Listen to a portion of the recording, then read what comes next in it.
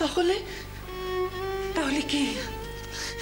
কিছু না, জানি না। তুমি যেন আজকাল কেমন ধারা হয়ে গেছো মা, সারাক্ষণ শুধু খিটখিট খিটখিট করছো। ভারী শুকিয়ে রেখেছিস তো, তাই।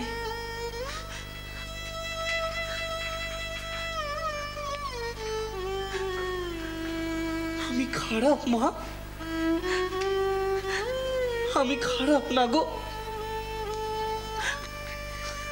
কলকাতায় গিয়ে রানীর মন্দিরে উঠে আমার সব কেমন উল্টে পাল্টে গেল। আমার গোটাটাই মা জগৎজননী টেনে নিল। হ্যাঁ গো, এই যে আমি মন্দির ছেড়ে চলে এলুম, আস্তই তো রয়েছি গোটাটা, কিন্তু ভেতরে সবটুকু শ্বাসটুকু ওখানেই পড়ে রয়েছে। এটা শুধু খোল। এখনো? হ্যাঁ মা, এখনো। কি গো ও বামুন মা, বাবা কি শুনছি গো। হ্যাঁ রে গদাই, তাই নাকি? দূর, কি যে করি, কোথায় যে যাই বুঝি না বাবু। আমি এখন শ্যাম রাখি না কুল রাখি, সেই রকম অবস্থা। দূর।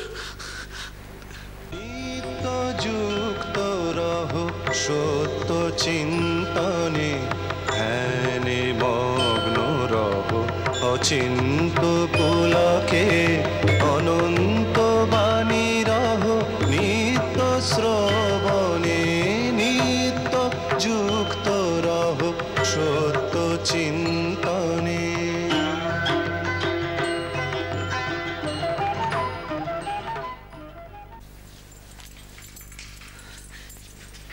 কি গো,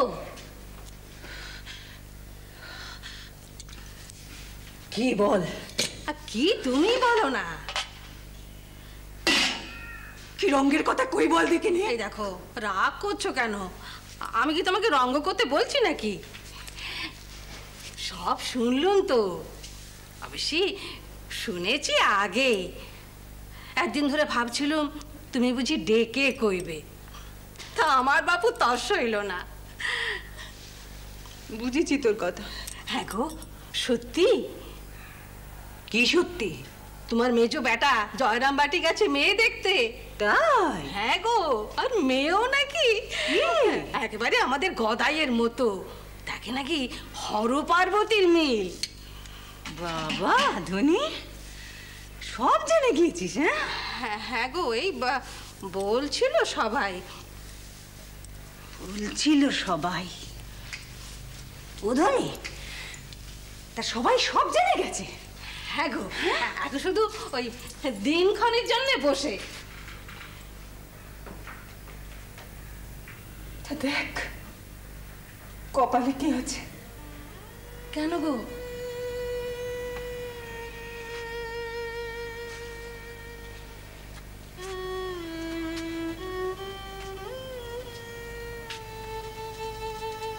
ধনী, ও মেয়ের বাড়ি 300 টাকা পণ চেয়েছে। 300? মানে 5 কুড়িতে 100। 5 5 5 15 20 অত? হ্যাঁ। কেন গো? তা আমি কি করে বলি বল? ওই মেয়ের কাকাদের দেমাক, তা ধনী তাদের মেয়ে, আমাদের কি বলার আছে তুই বল? তা রামেশ্বর বাবাজি কি টাকার জোগাড় করেছে? জানি না ধনী, আমাকে কিছু বলে বেরোয়নি, খালি বলে গেল মেয়ের বাড়ি যাচ্ছে, বোধহয় শিউর হয়ে যাবে। দেখ এতক্ষণ বুঝি সে পৌঁছেও গেছে সেখানে, কিন্তু এই বিয়ের ব্যাপারে এই সমস্ত ধার বাকি, আমি ঠিক ভরসা পাচ্ছি না রে। তা আমাদের ছেলে কি বলে গদাই?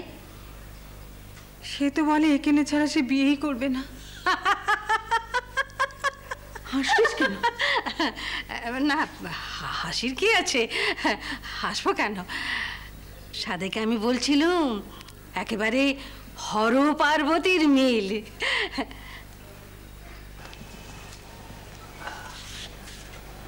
আসল কথাটা আগে বলেনি। হ্যাঁ বল না, কথাবার্তা বলার কথা তো তোরই, কথা বল না। কই গো সেজে বউ, কি হলো? মানে আগে বলুন না কি বলবেন। হ্যাঁ হ্যাঁ বলছি বলছি। অবশ্য আসল কথায় আসার আগে আমরা দু একটা অন্য বিষয়ে একটু খোঁজ খবর নিয়ে নিই। নিশ্চয়ই নেবেন বই কি। আমাদের কাছে খবর আছে ছেলে নাকি পাগল। আগে তা নয়, তবে নিষ্ঠাবান ব্রাহ্মণ পরিবারের ছেলে, ঠিক যেমনটি হওয়া উচিত ঠিক তেমনটি। দেবভক্তি একটু বেশি। তাহলে কি এমন ব্যাধি প্রকোপ ছিল যে ছেলেকে আপনারা কলকাতা থেকে নিয়ে এসে ওঝা কবরেজ করেছেন? না না, সেরকম কিছু নয়। আসলে আমরা ওকে একটু পার্থিব বিচার বুদ্ধিতে বিচার করেছিল, সেটাই বোধহয় আমাদের ভুল হয়েছিল। দেখুন, আমাদের মেয়েকে কিন্তু আমরা ভালোভাবে প্রতিপালন করেছি। ছেলে সে দায় নেবে তো?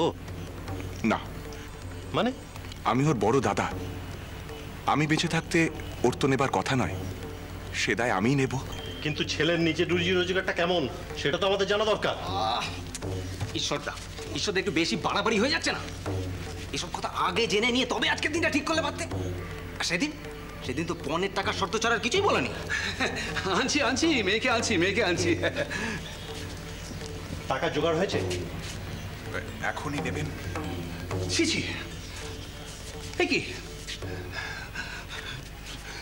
তোমাকে বাবা জীবন আমি পরিষ্কার বলে দিচ্ছি, দৈববিধান জ্ঞানে আমি এই বিয়েতে রাজি হয়েছিলাম। পণের কথা নিশ্চয়ই আমার বাড়ি থেকে কেউ বলেছে, কিন্তু আমি ওসব ব্যাপারে মাথা ঘামাচ্ছি না। কিন্তু আমি ঘামাচ্ছি। ঈশ্বরে তুমি বাবা জীবন কিছু মনে করো না। আগে না, বিয়ের কাজকর্মে এমন কথাবার্তা তো হবেই।